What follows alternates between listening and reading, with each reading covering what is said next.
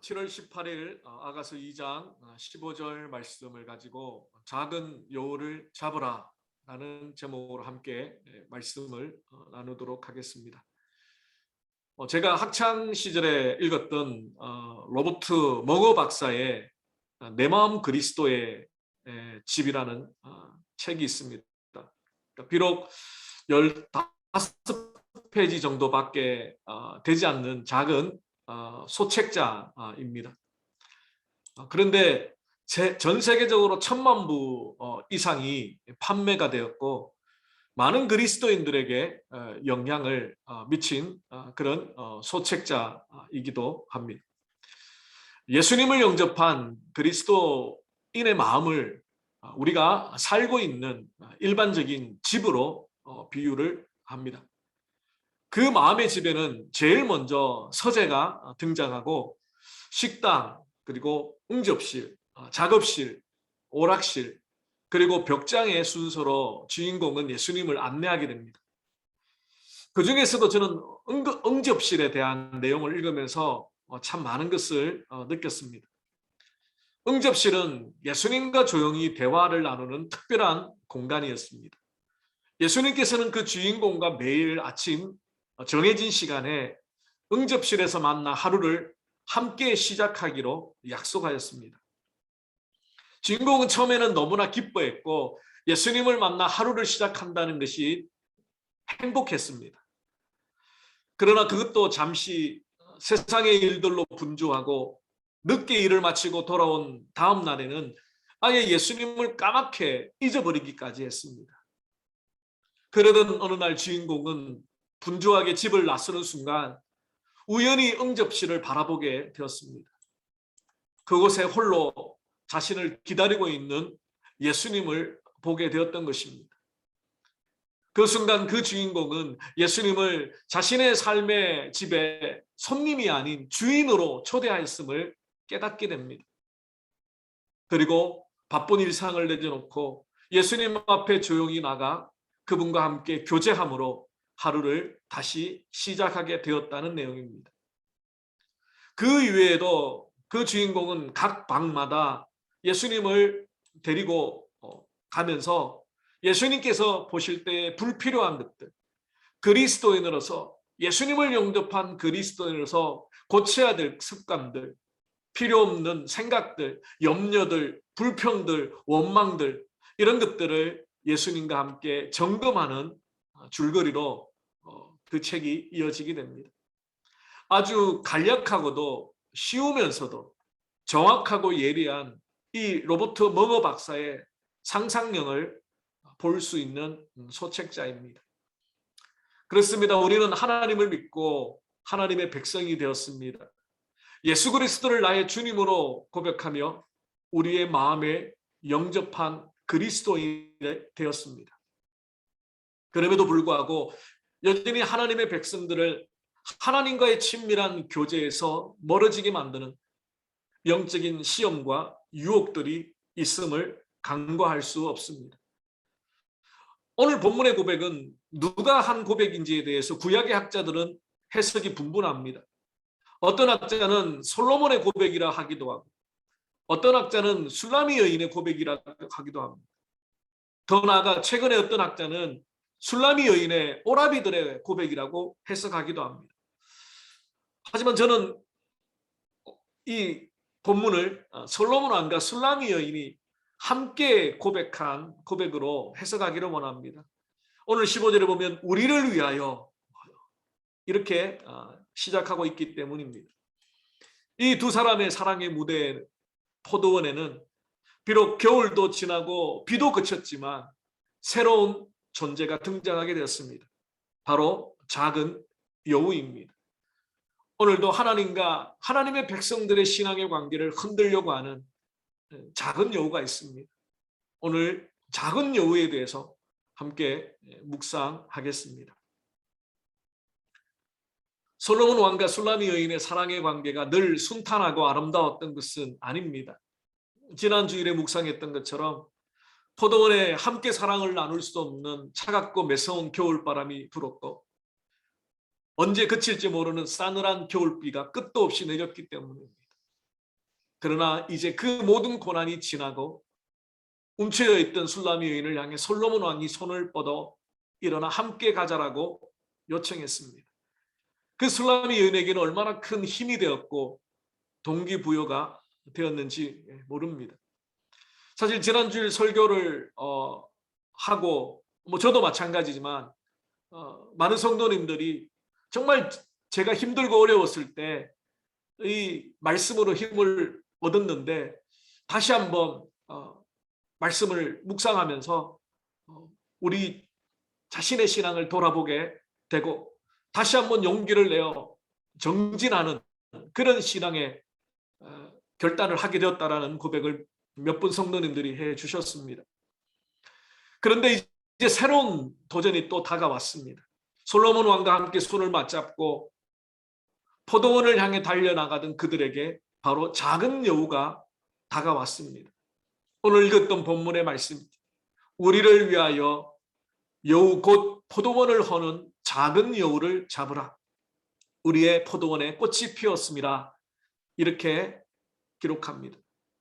한글 성경에는 작은 여우라고 번역되어 있지만 원어 성경에는 여우들로 기록하고 있습니다. 한 마리가 아니라는 겁니다. 여우들이 때로 포도원을 허물고 있습니다. 당시 팔레스타인에는 작은 여우들이 있었는데 봄이 오면 포도나무에 꽃이 피고 그 향기를 맡고 찾아온다고 합니다. 그래서 포도원에 굴을 파고 서식하면서 포도나무에 싹을 갈라먹고 포도나무를 해치는 그런 경우가 많았다라고 학자들은 추측을 합니다. 류모세 선교사님이 쓰신 열린다 성경 시리즈의 동물편을 참고를 했습니다. 거기에 보니까 작은 여우들에 관한 자세한 설명이 기록되어 있었습니다. 일반적으로 동물들의 특징을 가지고 사람의 성품을 나타내는 것은 동서고금을 막론하고 일반화된 현상이라고 류모세 선교사님이 설명합니다.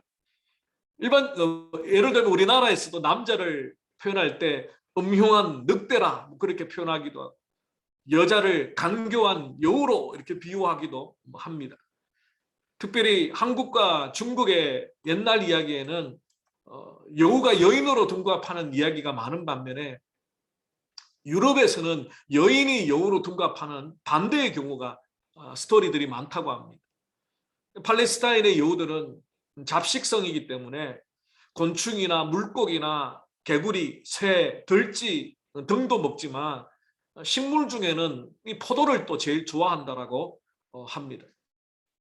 근데 참 재미있는 것은 이 유모세 선교사님의 이 책에 보면 여우라는 단어의 의미가 머릿속이 텅 빈 이런 단어에서 유래했다고 합니다. 이 여우라고 번역되어진 히브리어가 슈알이라는 단어인데 원래 문자적인 어원의 의미는 머리가 텅 비어 있는 어리석은 이런 의미라고 합니다. 예를 들면 이사야 40장 12절에 보면 누가 손바닥으로 바닷물을 헤아렸으며 뼘으로 하늘을 쟀으며 땅의 티끌을 되에 담아 보았으며 접시 저울로 산들을 막대 저울로 언덕들을 달아보았으랴 라는 말씀이 나옵니다. 여기서 손바닥으로 번역된 단어가 샤알이라는 단어인데 그러니까 이 여우라는 슈알이라는 단어와 어원이 같은 단어입니다. 근데 두 손을 모아서 만든 한 움큼, 다시 말하면 우리가 두 손으로 한 움큼을 이렇게 만들면 그 안은 비어 있습니다. 그러니까 이렇게 비어 있다라는 어원에서 나왔다는 거예요. 텅 빈 상태. 뿐만 아니라 민수기 22장 24절에도 보면 여호와의 사자는 포도원 사이 좁은 길에 섰다 이런 구절이 나오는데 여기서 좁은 길로 번역된 단어 역시 이 여우라고 번역된 슈알의 단어와 같은 어원입니다. 그러니까 구멍처럼 아주 좁은 통로, 그러니까 텅 비어 있는 그 이미지가 연결이 됩니다. 그래서 여우라는 단어는 텅 비어 있다라는 이 단어가 원래는 여우가 땅에 구멍을 파서 집을 짓는 혈거성 동물이기 때문입니다. 그렇습니다. 우리는 종종 여우를 교활하고 강교해서 다른 사람들을 속이는 지혜로운 동물로 이해하지만 구약의 이스라엘 백성들에게는 어리석은 동물로 이해한다는 차이가 있습니다. 그래서 쓸모없거나 혹은 근거 없이 남을 비방해서 파멸시키거나 믿을 수 없고 파렴치한 사람을 묘사할 때 이 이스라엘 백성들은 여호를 사용했다고 합니다. 유대 랍비들의 문헌인 미시나에 보면 사자의 꼬리가 될지언정 여우의 머리가 되지 말라라는 표현이 있다고 합니다. 이것은 신실하고 신뢰할 만한 사람의 추종자가 될지언정 어리석고 부패하고 파렴치한 지도자는 되지 말라라는 의미라고 합니다. 그때 여우의 머리가 사용되어졌습니다. 이렇게 팔레스타인의 봄에 여우들이 포도원을 허무는 이유는 포도 자체에 관심이 있기도 하지만 포도원 담장 밑에다가 굴을 팝니다. 왜냐하면 그 위에 있는 덜지들을 잡아먹기 위해서. 그러다 보면 이 포도원을 지키고 보호하는 담장이 허물어지면 이제 언제든지 들짐승들이 여우뿐만 아니라 다른 들짐승들이 포도원에 들어와서 포도원의 싹을 다 잘라버리고 수확을 망치게 되는 큰 타격을 줍니다. 이런 결과는 단순히 포도 열매를 먹지 못하는 문제가 아니라 물이 귀한 이 팔레스타인의 특성상 포도주를 만들지 못하면 식수의 대용의 문제가 생기기 때문에 더욱 큰 심각한 문제를 유발할 수 있다고 말합니다. 그래서 반드시 이 작은 여우떼들을 막아야 하는 상황, 잡아야 하는 그런 상황입니다. 그렇습니다. 솔로몬 왕과 술라미 여인의 아름다운 사랑이 꼽히는 이 포도원을 지키기 위해서 작은 여우들이 작은 구멍을 파고 몰래 들어오는 것을 잡아야 하듯이 하나님과 하나님의 백성의 친밀한 사랑의 관계, 교제의 관계, 정말 하나님을 전적으로 신뢰하고 믿음으로 살아가는 이 땅의 삶의 방해꾼들이 있다는 겁니다. 우리가 하나님 앞에 참으로 아름다운 열매를 맺고 하나님의 백성으로서 이 땅의 삶을 참 행복해하며 살아가는데 방해가 되는 작은 여우들. 제가 생각할 때는 이 작은 여우들이 두 가지 측면에서 살펴볼 수 있을 것 같아요. 첫 번째는 내 안에 있는 작은 여우들이 있습니다. 두 번째는 내 밖에 있는 작은 여우들이 있는 것 같아요. 조금 더 구체적으로 함께 살펴보기를 원합니다. 첫 번째, 내 안에 있는 작은 여우들은 바로 우리 자신의 죄성인 것 같아요.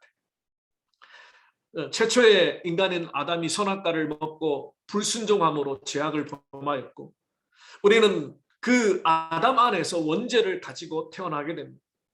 바로 죄를 지을 수밖에 없는 연약한 본능, 또 죄를 향하여 달려가고자 하는 그런 욕구들이 우리에게 있습니다. 이것은 하나님 앞에서 우리가 죄인이다라는 법정적인 선언일 뿐만 아니라 실제로 죄가 우리의 삶을 지배하려고 하는 현실이기도 합니다. 우리가 조금만 한눈을 팔면 예수 그리스도의 십자가 보혈의 구원의 은혜로 구속을 받은 하나님의 자녀가 되었고 여전히 우리 안에 계신 성령께서 죄에 대하여 민감하게 죄를 깨닫게 하시고 애통하게 하시고 또 죄로부터 돌아서게끔 그리고 죄로부터 돌아서기를 원하는 거룩한 삶을 살기를 소망하는 간절함을 우리에게 부어주셔서 회개의 자리로 이끄는 은혜들을 우리가 날마다 경험하지만 여전히 우리 속에는 잠시 잠깐 한눈을 팔면 우리를 집어삼키려고 하는 죄악의 본성이 우리 안에 있다는 것을 우리는 꼭 기억해야 합니다. 우리가 하나님 앞에 회개하지 않은 죄, 우리가 하나님 앞에 묻어둔 죄를 가지고는 절대로 하나님과 친밀한 영적인 교제를 나눌 수가 없도록 하나님께서 우리를 지으셨기 때문입니다. 그렇습니다. 죄의 속성 자체가 하나님과 분리케 하는 것입니다. 창세기 3장 8절 이하에 보면 불순종한 아담과 하와의 모습이 이렇게 소개되고 있습니다. 그들이 그날 바람이 불 때 동산에 거니시는 여호와 하나님의 소리를 듣고 아담과 그의 아내가 여호와 하나님의 낯을 피하여 동산 나무 사이에 숨은지라. 여호와 하나님이 아담을 부르시며 그에게 이르시되 네가 어디 있느냐. 이르되 내가 동산에서 하나님의 소리를 듣고 내가 벗었으므로 두려워하여 숨었나이다. 그러므로 오늘날도 마찬가지입니다. 거룩하신 하나님 앞에서 어떤 죄악도 숨길 수 없습니다. 회개치 않은 죄악을 가지고 하나님과의 친밀한 교제를 나눌 수 없습니다. 그러므로 하나님과 하나님의 백성의 관계를 허무는 가장 치명적인 여우는 바로 우리 자신의 죄악입니다.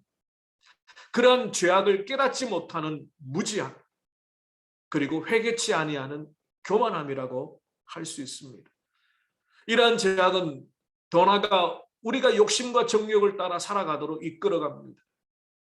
하나님과의 관계 속에서 죄에 대하여 민감하지 못하게 되면 우리의 마음은 강팍해질 수밖에 없습니다. 그래서 그것이 육신적인 정욕이든 명예욕이든 물질에 대한 욕심이든 권력에 대한 욕심이든 어떤 형태로든지 하나님을 의지하기보다는 자신을 의지하며 살아가고자 하는 욕심이 하나님과 우리 사이의 관계를 깨뜨리고 결국 하나님과 친밀한 교제를 멀어지게 만든, 우리를 강팍하고 교만한 목이 곧은 이스라엘 백성들과 같은 모습으로 변질시킬 수 있다는 겁니다. 때때로 우리의 통제되지 않은 감정이 하나님과 관계를 깨뜨릴 수 있습니다.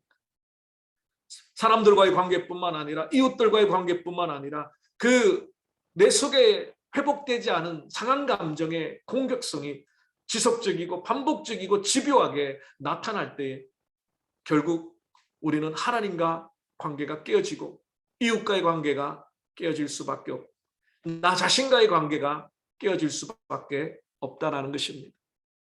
하나님을 향한 원망과 불평, 그리고 다른 사람들에게 책임을 전가시키는 무책임성, 누군가를 희생양으로 삼아야 자신의 마음이 평안해지는 안일함들, 이런 것들이 끊임없이 성령의 충만함으로 회복되어 치유되어야 할 연약한 자가 바로 우리임을 고백하게 합니다. 그런 우리의 모습은 조금씩 작은 요구대가 되어서 하나님과의 친밀한 교제를 허물어 가고 있음을 기억해야 합니다. 그렇기 때문에 우리는 날마다 하나님의 말씀 앞에 우리의 자신을 돌아보며 십자가 앞에 나아가야 합니다. 왜 작은 여우떼이겠습니까? 처음에는 별 신경도 쓰지 않는 작은 새끼 여우가 한 마리 들어옵니다. 그러나 그것을 그냥 내버려 두게 되면 이제 점점 많은 여우들이 와서 그 포도원의 담을 허물어 버립니다. 우리가 정말 깨어있고 성령에 민감하고 우리 자신을 말씀의 거울에 비춰보기 위하여 작은 여우떼가 우리 마음을 훔치려고 할 때, 하나님과 우리의 관계 속에 죄악으로, 교만으로, 악함으로 들어올 때 지체 없이 그것을 잡고 쫓아내고 해야 된다라는 것을 다시 한번 말해주고 있습니다. 두 번째로 내 밖에 있는 작은 여우들이 있습니다. 이것은 영적인 대적인 사단의 유혹과 시험이라고 할 수 있습니다. 사단은 원래 우리의 주인이었죠. 디도서 3장 3절 이하의 말씀을 보면 우리가 원래 하나님의 자녀가 아니라 사단에게 속한 자였다는 거예요. 하나님을 믿기 전에 우리는 죄의 종이었고 사단의 종이었고 우리 욕심의 종이었기 때문에 디도서 3장 3절 이하의 말씀을 보면 우리도 전에는 어리석은 자요 순종치 아니하는 자요 속은 자요 각색 정욕과 행락의 종로로 탄 자요 악독과 투기로 지낸 자요 가정스러운 자요 피차 미워한 자였으나 우리 구주 하나님의 자비와 사람 사랑하심을 나타내실 때에 우리를 구원하시되 우리의 행한 바 의로운 행위로 말미암지 아니하고 오직 그의 긍휼하심을 조차 중생의 씻음과 성령의 새롭게 하심으로 하셨나니 성령을 우리 구주 예수 그리스도로 말미암아 우리에게 풍성히 부어주사 우리로 저의 은혜를 힘입어 의롭다 하심을 얻어 영생의 소망을 따라 후사가 되게 하려 하심이라. 그렇습니다. 이런 놀라운 축복을 누리며 하나님의 백성이 되었으니 원래 우리의 주인이었던 사단이 얼마나 배가 아프고 괘씸하겠습니까? 그러니 어떻게든 하나님의 백성의 마음을 흔들고 다시 옛 습관과 옛 죄악으로 돌아가게끔 우리의 믿음의 뿌리를 얼마나 흔들려고 하지 않겠습니까? 베드로 사도는 너무너무 잘 알고 있었습니다. 겟세마네 동산에 예수님이 나와 함께 깨어 근신하며 기도하자 말씀하셨던 그 말씀대로 깨어 있지 못해서 예수님이 잡히시던 그날 밤에 예수님을 버리고 도망갔던, 예수님을 모른다고 부인했던 그 베드로가 베드로전서 5장 8절에서 이렇게 고백하고 있습니다. 근신하라, 깨어라. 너희 대적마귀가 우는 사자같이 두루 다니며 삼킬 자를 찾나니 너희는 믿음을 굳건하게 하여 그를 대적하라. 이는 세상에 있는 너희 형제들도 동일한 고난을 당한 줄을 알미라. 베드로 사도가 복음을 전하고 신앙을 전파했던 초대교회는 칼과 창과 목숨을 노리는 핍박으로 신앙을 흔들었다면 오늘날 우리가 살고 있는 21세기 이 자유로운 호주 땅에 신앙을 인하여 핍박으로 우리의 믿음을 흔드는 게 아니라 여러 가지 사단은 전략을 수정하여서 우리의 믿음을 흔들고 우리의 믿음이 미지근하게 만들고 우리의 신앙이 패배의식에 사로잡히게 만들고 때로는 적당한 신앙의 모습으로 살아가고 대충 그냥 신앙만 지키는 척하며 살아가도록 우리를 유혹하고 있다는 것을 기억해야 합니다. 그렇습니다. 어떤 사건이 일어났을 때 우리는 분별해야 합니다.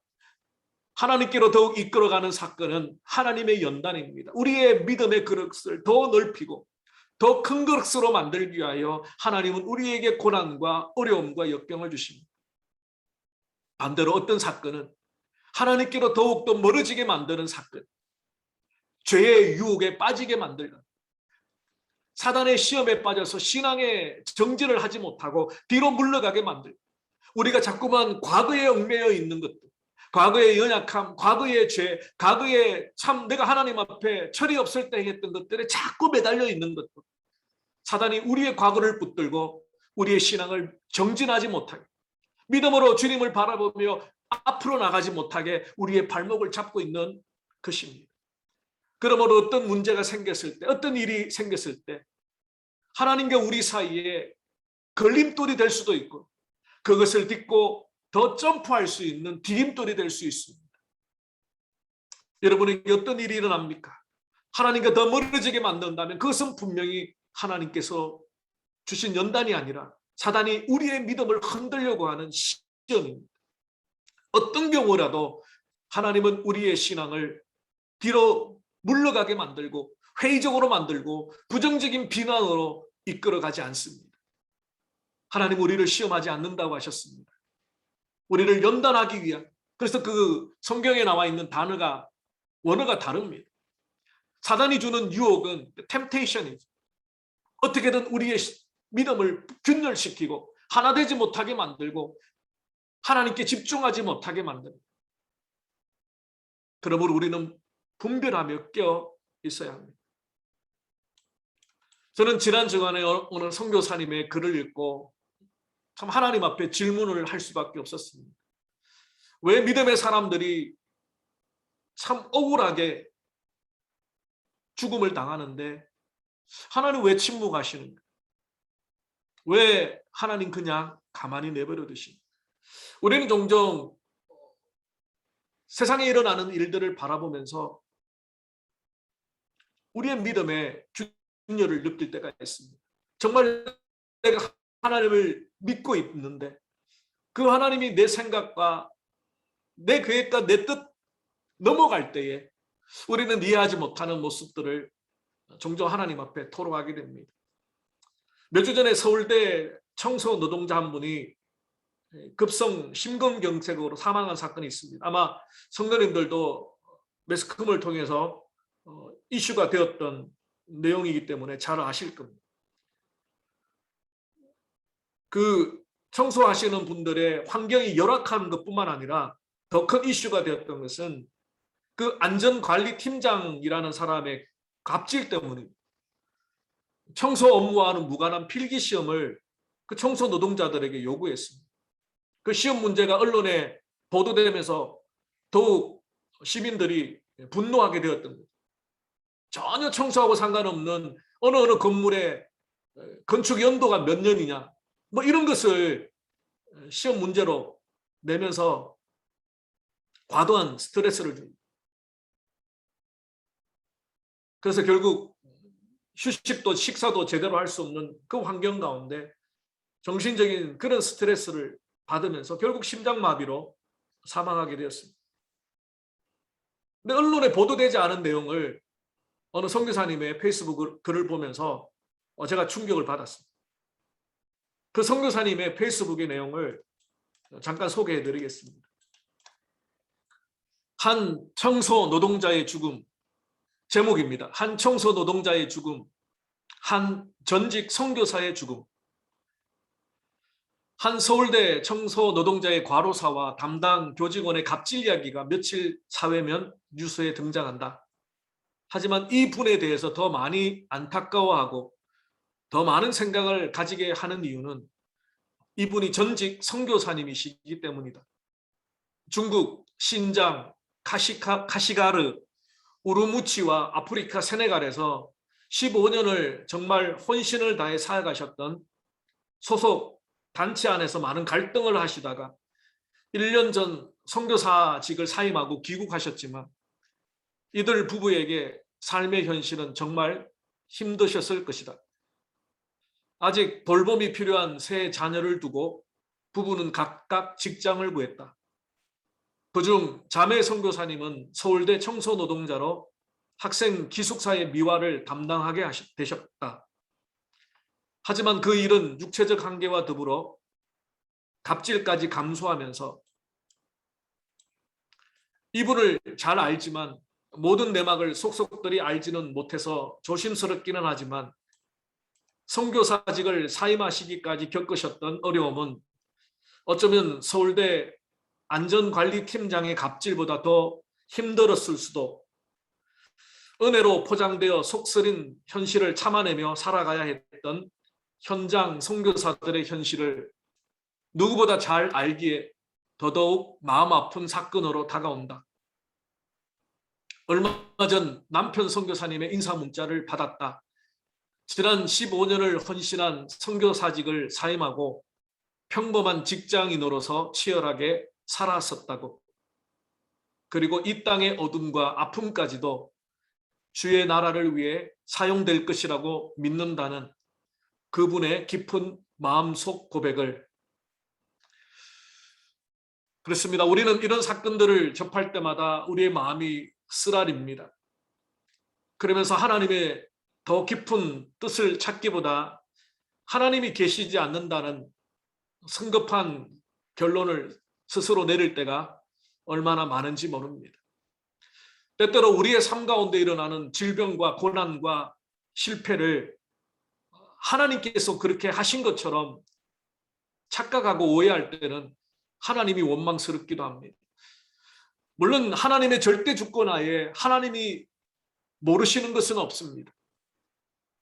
그러나 하나님의 허용적 섭리 가운데 하나님의 백성들의 삶 속에는 고난과 어려움들이 이해할 수 없는, 받아들일 수 없는 고통과 아픔들이 있습니다. 그러나 하나님께서 우리를 괴롭게 하시거나 하나님께서는 우리를 고통 가운데 몰아넣기 위해서 그렇게 모든 사업의 실패나 질병이나 고통을 우리에게 주시고 즐거워하시는 분이 아닙니다. 하나님이 어쩔 수 없이 우리의 더 큰 믿음의 연단을 위하여 허락하십니다. 어쩌면 그 선교사님 사임하시고 오셨던 그 선교사님의 그 삶의 가정 가운데 하나님께서 우리에게 원하시는 것. 우리가 더 주위를 돌아보고 또 정말 하나님의 나라를 수고하고 헌신했던, 그러나 은퇴하시고 사임하시고 어려운 가운데 있는 분들을 더 돌아보라고 하시는, 우리의 해야 할 목들을 발견하는 우리가 되어야지 그로 인하여 우리의 믿음의 균열이 생기고 하나님이 어디 계시냐? 하나님이 나를 잊어버리셨기 때문에 내 삶 가운데 고난이 있고 고통이 있고, 심지어는 정말 악하게 하는 자들이 더 잘 되는 것처럼 보이고, 하나님의 말씀 붙들고 믿음으로 몸부림치며 용서하고 용납하고 품으려고 하는 하나님의 백성들은 더 고통을 당하는 것 같은 그런 마음의 아픔들을 경험할 때 우리의 믿음에는 균열이 생기기 시작합니다. 하나님이 예전처럼 친근하게 느껴지지 않지. 하나님이 불평스러운 거예요. 하나님께서 왜 내게 이런 일이 일어나게 하셨는가? 사단은 끊임없이 현실에서 일어나는 일들 혹은 내 삶 가운데 일어나는 내가 도저히 이해할 수 없는 그런 상황들을 통해서 우리가 더 하나님 믿고 의지하는 신앙의 균열이 가게끔 우리의 믿음을 흔들고 있습니다. 시편 42편의 기자의 모습을 우리는 다시 한번 돌아봅니다. 그는 하나님 앞에 목이 터질 정도로 부르짖고 있습니다. 하나님이여, 사슴이 시냇물을 찾기에 갈급함같이 내 영혼이 주를 찾기에 갈급하니이다. 내 영혼이 하나님 곧 생존하시는 하나님을 갈망하나니 내가 어느 때에 나아가서 하나님 앞에 배울고, 사람들이 종일 나더러 하는 말이 네 하나님이 어디 있느냐 하니 내 눈물이 주야로 내 음식이 되었도다. 내가 전에 성의를 지키는 무리와 동행하여 기쁨과 찬송의 소리를 바라며 저희를 하나님의 집으로 인도하였더니 이제 이 일을 기억하고 내 마음이 상하는도다. 내 영혼아, 네가 어찌하여 낭망하며 어찌하여 내 속에서 불안하여 하는가? 너는 하나님을 그 얼굴의 도심을 인하여 내가 오히려 찬송하리로다. 그렇습니다. 이 시편 기자의 현재의 상황은 엉망이 되어버렸습니다.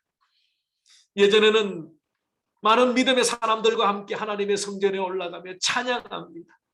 많은 사람들을 인도하며 기쁨의 찬양을 드렸습니다. 그런데 지금은 상황이 역전되었습니다. 오히려 그 사람들이 조롱합니다. 네가 믿는 하나님이 어디 있느냐? 교회가 이 모양 이 꼴인데 하나님이 정말 계시냐? 예수 믿는 사람들이 다 욕을 먹고 있는데 하나님이 어디 있느냐? 물론 그럴 때마다 우리가 하나님의 백성으로 이 땅의 세상에 빛과 소금이 되지 못한 연약함을 회개해야, 그럼에도 불구하고 하나님을 의심하거나 원망하거나 불평하지 말아야 합니다. 고린도전서 10장 1절에 보면 출애굽한 이스라엘 백성들이 광야에서 모두 죽게 된 이유를 4가지로 설명합니다. 우상 숭배, 간음, 하나님을 시험하는 것, 하나님을 원망하는 것. 종종 믿음의 성도님들과 대화를 하다 보면 하나님의 말씀, 원수를 사랑해라, 그 말씀을 마음에 품고 기도하는, 도저히 용서가 안 되고 도저히 용납이 안 되고, 그 상대방이 잘못했음에도 불구하고 나는 예수 믿는 사람이라는 이유 때문에 하나님의 원수를 사랑하라는 그 주님의 말씀을 안다라는 것 때문에 내 감정이 용납이 안 되고 내 머리가 용납이 안 되지만 말씀 때문에 막 몸부림을 치는, 내 상대방은 아무렇지도 않아요. 우리가 종종 그런 인간관계 속에서 어려운 일을 만날 때, 뭐 세상 사람들이라면 그러려니 하겠지만 믿는 사람들 사이에서 그런 일을 당하면 참 마음이 무너지죠. 그런데 자기만 손해보는 것 같아요. 내가 용서하고 내가 용납하고 왜 내가 그래야 되는가? 내 자존심도 상하고.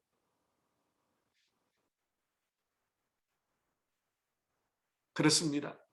하나님의 은혜가 있는 자들, 하나님의 성령의 깨달음이 있는 자들, 그들이 먼저 큰 그릇이 되어야 하는 것이죠.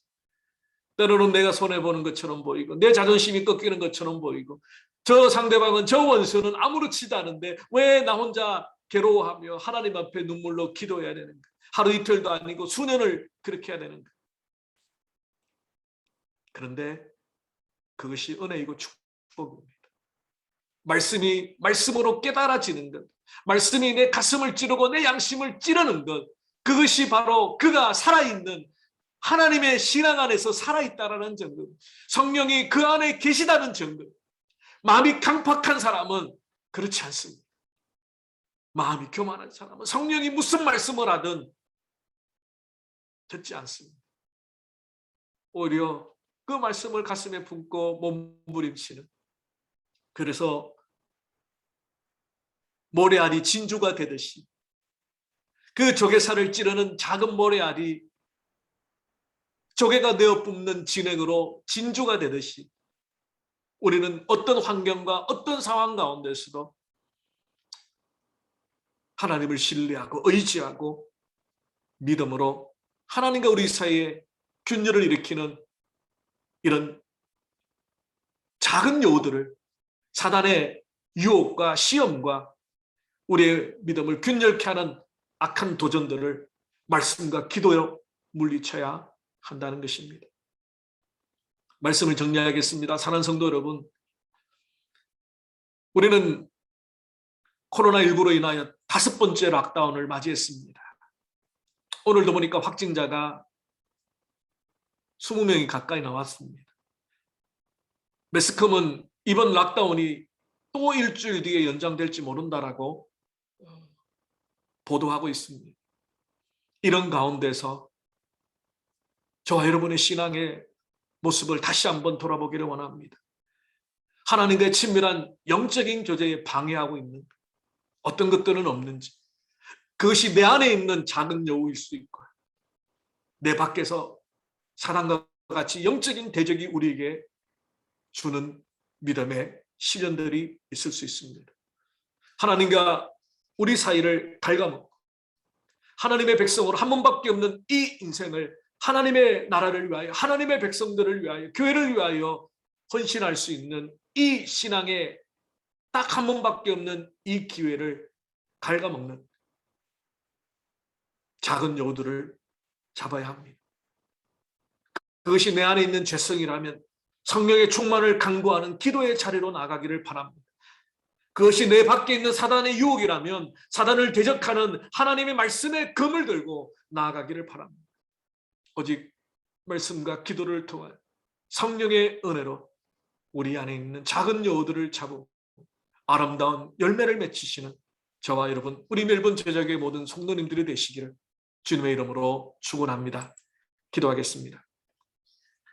살아계신 주님 감사합니다. 솔로몬과 술라미 여인의 포도원의 작은 여우들을 잡으라고 고백했습니다. 포도원을 허물고 그들의 아름다운 포도의 열매를 맺히지 못하게 만드는 작은 여우들을 잡듯이 하나님과 우리 사이에 친밀한 영적인 교제를 방해하는 작은 여우들을 잡게 하여 주시옵소서. 내 안에 있는 죄성, 교망, 또 여러 가지 세상을 향한 욕심, 정욕, 그 모든 것들을 성령의 충만한 은혜로 잡게 하시고 영적인 대전 사단이 우리의 신앙을 흔들고 하나님을 전적으로 신뢰하지 못하게 만드는 많은 상황과 환경과 형편, 무엇보다도 내 삶 가운데 받아들이고 이해할 수 없는 고난과 원수 맺는 악한 일들로 인하여 하나님 내게 왜 이런 시련과 아픔을 주시나이까 불평하고 원망함으로 하나님과 관계가 깨어지고 멀어지는 일이 없도록 오직 말씀과 기도의 자리에 굳건히 서서 이 5번째 락다운 가운데서도 하나님을 신뢰하는, 그래서 아름다운 열매로 하나님께 올려드리기를 소망하는 주의 백성들 되게 하여 주시옵소서. 감사하고 우리 주 예수 그리스도 이름으로 기도를 드리옵나이다. 아멘.